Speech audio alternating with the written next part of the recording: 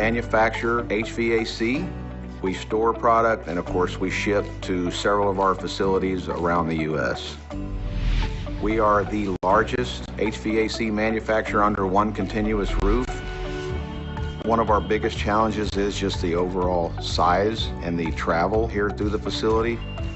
We were looking for a solution that was comfortable for the forklift drivers to operate and something that these guys would enjoy. Overwhelmingly, they chose the Jungheinrich.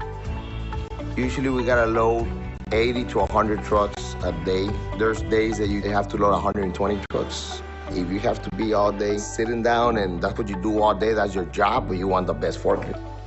Getting 2 shifts off of 1 battery in a facility this size is pretty impressive.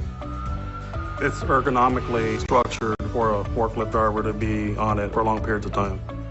It's easier, comfortable in a way when you sit, everything's molded to your body. Your legs, you can stretch them out.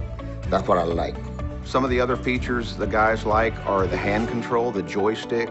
You don't have to overextend. Doing this number here and at an 8-hour day, you'll eventually get fatigue as opposed to having your armrest and making those adjustments within your fingertips.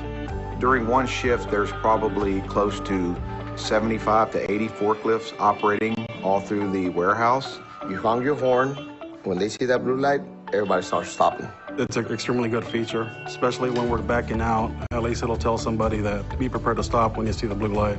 For the way the thing travels through the warehouse, very smooth. The shifting of the mass and the transition when they're lifting or down stacking product, they preferred it much more than some of the other lifts that we tested.